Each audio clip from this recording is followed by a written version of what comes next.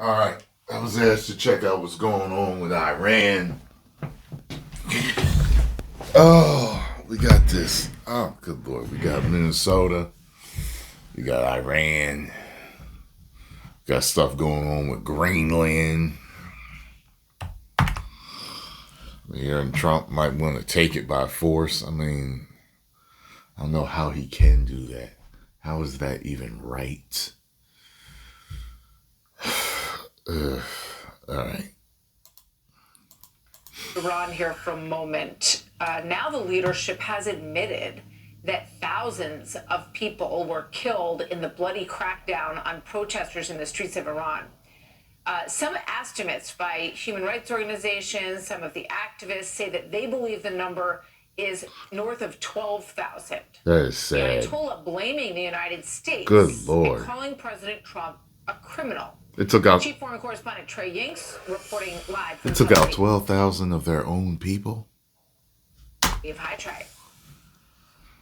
Martha, good afternoon. The Middle East remains on edge amid an escalating war of words between the U.S. and Iran. Over the weekend, Iran's supreme leader made remarks in Tehran where he attacked the president and the United States. The audience was chanting "Death to America" and "Death to Israel." The remarks, which were broadcast on state-controlled media, followed a slew of ex-posts where he falsely claimed the U.S. orchestrated the mass killing and chaos in Iran.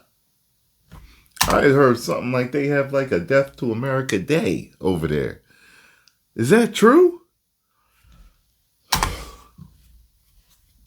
In this revolt, the U.S. president himself intervened directly. He made remarks in person, made statements, and issued threats.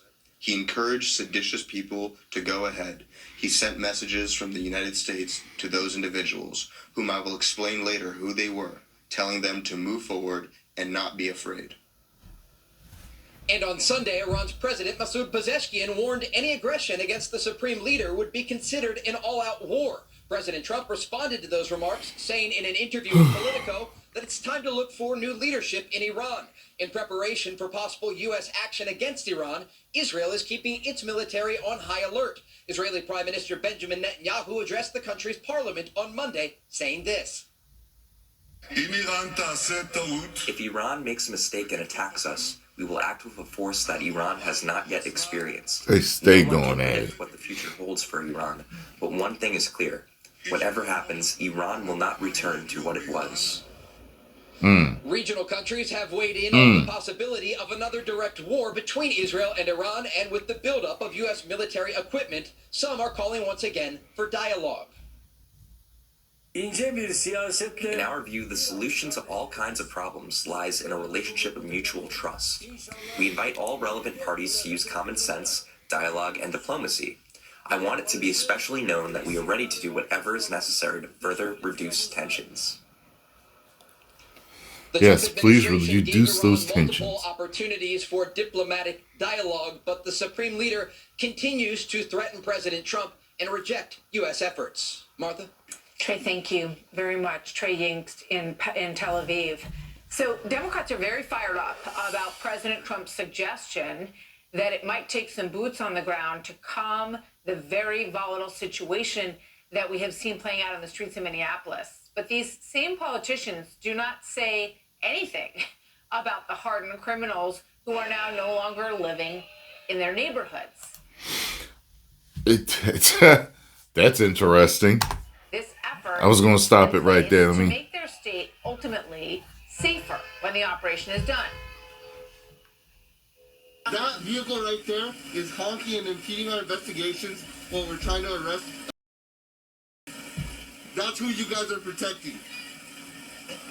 Insane. That's what I've been saying. Absolute insanity. See her face? That's how I look when I'm watching a lot of this. If you notice, I'm just like this is just ridiculous.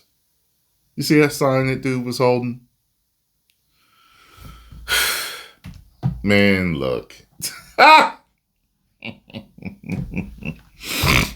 See, that's why you see me kind of like jumping back and forth with news or certain news stories, Because to me, I think some people stay hyped up on the news. The news just brings me down a lot, man.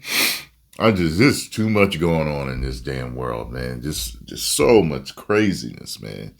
But I let my subscribers take the channel where it's going to go. I also make plenty of videos that I want to do. That's why you'll see views ranging everywhere with my channel, because I do what I want, but I still want to give y'all what y'all want. If y'all ask me if it's within my realm and something I might want to speak on, I'll do it for y'all. You know what I'm saying? But my God, I got to check out this Greenland situation too. Oh, man. Oh, Lord, I do not want no WW3. None of y'all do. Nobody wants it. But when you dive down the conspiracy theory hole, they always say that those giant banks do, the international banks, they do it because they fund everybody. They arm everybody. They,